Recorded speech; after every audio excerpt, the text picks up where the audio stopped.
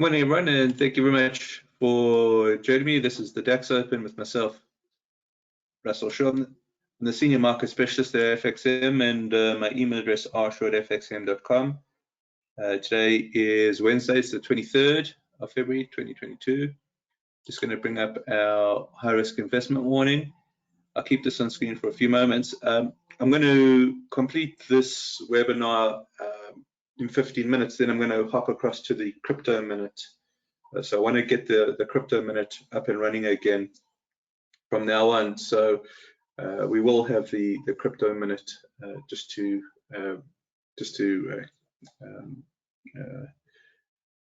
think separate the two is probably a good idea. Here's our market commentaries disclaimer. I'll keep these on screen for a few moments. Hey Howard, morning to you. Nice to have you on the webinar. Thank you very much for joining. And here's our references at MarketScope 2.0.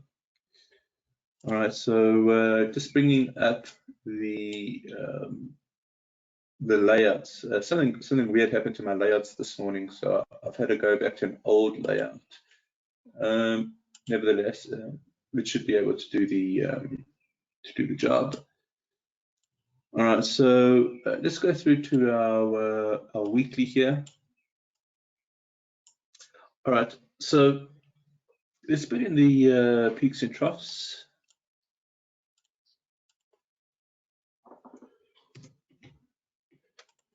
What I'll do is I'll do a quick trend analysis, and then I have got the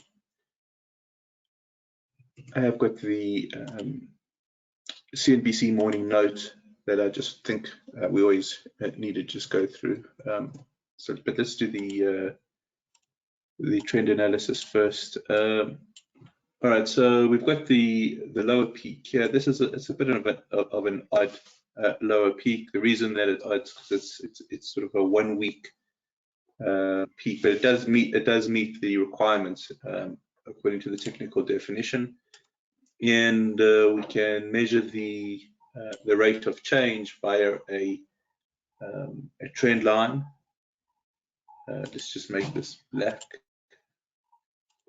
So the trend line is certainly a valid trend line. The one thing that I just got to make sure is on a logarithmic scale. If you want to do trend lines, you really should do them on the logarithmic scale, because you're looking at gradient, which is rise over run, right? But change in y over change in x. So you need the scale to be set at a percentage. So just make sure that it's set at logarithmic scale. And what we have here is a fairly steep trend line, which is what's defining the current drop in the DAX. However, we did mention yesterday we don't want to get lost in the fact that there is a negative sentiment. Yes, we certainly may see a series of lower peaks and lower troughs. That's certainly a possibility. Yesterday, I think we put the resistance level at about 148.2, which I think makes a whole lot of sense. Somewhere 148.2, somewhere around there. But the markets tend to overreact. They tend to overshoot. In efficient market hypothesis, there are anomalies, and one of those anomalies is overshooting. Okay, so we just need to keep the overshoot scenario in mind. I don't want to get lost in the negativity, and the reason for that is there's a potential opportunity here. So if we go all the way back to when the pandemic hit, there's this waterfall effect, but in hindsight it was an overshoot, and it actually turned out to be a good opportunity. I think I've told you guys the story that I heard an analyst on Bloomberg saying this is you know, a once in a blue moon type of buying opportunity. And I was thinking to myself, oh my goodness, how can the guy be saying such? And it turns out he was 100% correct. So the idea here is we do have a lower peak, we do have a lower trough, we do have a bear trend. Having said that, what we should be looking for is to see if there is an opportunity for a buy the dip type of opportunity, or if there is some sort of pullback, do the resistance levels hold? Now, take a look at the shape of this candlestick over here. It's a spinning top. Okay, so after this big sell down, okay, the bears have lost control. Okay, so the bears have been rejected. In the same breath, you can say, but hang on a second, when the bulls try to take price up, they got rejected, and that would be quite correct as well. In other words, the bulls don't have the upper hand, but I would suggest that the bears don't quite have it yet either. Is not to say that the geopolitical situation instills further risk off sentiment. That's clearly a possibility. And then we would see the real body of this candlestick move steadily down. But right now, there does seem to be some sort of moderation, and perhaps this 148.2, okay, perhaps it's not acting as resistance. Perhaps it's still acting as support, which is a possibility. In other words, there was a support level there for it. There's a support level there, there's a support level there, there's a support level there, there's a support level there. Here's the overshoot, the efficient market hypothesis overshoot, okay? And here's the support level reasserting itself. So that's something that I just want us to keep on track of, keep on top of. The issue, of course, is, well, what do we do? Do we go long or do we go short? And unfortunately, it's not an easy question to answer, because the uncertainty and the bear market seems to suggest that one should be looking for short positions, but the possibility of an overshoot here seems to suggest, well, maybe we can get bargains here, and it may be moving upwards. If we go down to the daily chart, that's not quite the one I want. Let's just, I'm just going to change this up. I beg your pardon, I told you this was an older template, an older layout. Let's just change this to the Bollinger Bands.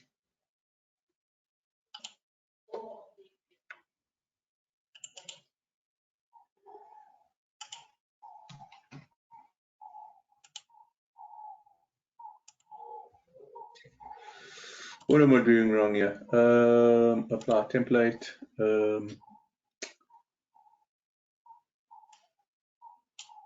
Okay, this should work. Yeah, all right. So you can see that we clearly are in this bear territory. You can see we've got this obvious increase in volatility. However, taking a short position here, I think, is still fraught with uncertainty. That means that stop losses and money management certainly are a key ingredient of the trade.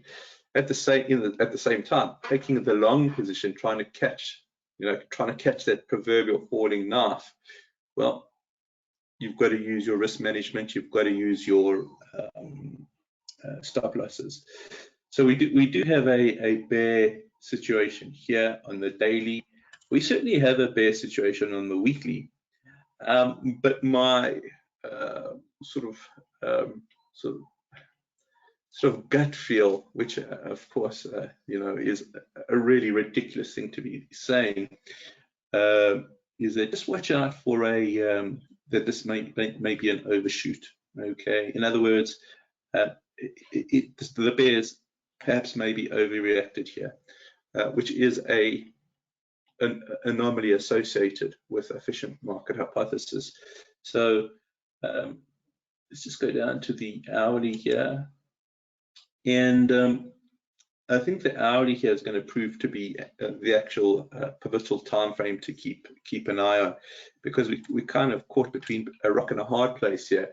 Is it an overshoot? Do we have a bear market? Well, I think the longer the stochastic stays at the 80 level, okay, the longer it stays at the 80 level, the more confidence I will have in terms of thinking it's an overshoot. Right? If it drops out of 80 and it starts heading towards the 20 level, well, then I would scratch the overshoot and say, no, it's the lower peak, lower trough that's actually dominating. And then this in of itself could be an opportunity. So just looking at this from the bear case, lower peak, lower trough, a zone 3, okay, and a potential 1, 2, 2, 3, okay. Now, if this is the way it's going to go, there needs to be a bear cross here. There needs to be a bear cross here, and even if we get those bear crosses, it's not going to be a successful short unless the stochastic makes its way through to 20 and holds. So it needs to go through to the 20 area and hold. There's the momentum push that ultimately makes these trades possible. If we get the stochastic hanging out here, well, you know what? I would look then for angle and separation to the upside here, and perhaps there is a contrarian type of possibility here as well. Now, I need to apologize because I'm kind of sitting on the fence here. It's like it could either go up or it could either go down, and either way I'm going to be right. Unfortunately, this is the environment that we're in. There's a distinct lack of certainty here, and this lack of certainty has been a theme throughout the beginning of 2022. Uncertainty makes trading terribly difficult, and I maintain that the position that we're still in. From my point of view, I'm going to just keep an eye on the stochastic, on the hourly. A drop below 80, I think, is a key signal. Keeping within 80 is a key signal, and that's the situation that we find ourselves in. A bear trend with a spinning top, begging the question, is this an overshoot? Are there any questions around that? Please type those through now.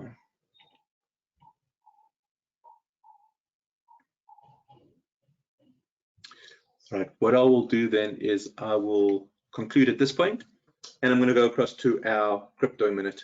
If you'd like to join, please do. Otherwise, we will have a US Open this afternoon again. We will have, just as we did yesterday, we will have one again today. Thanks very much, guys, and looking forward to speaking with you throughout the day.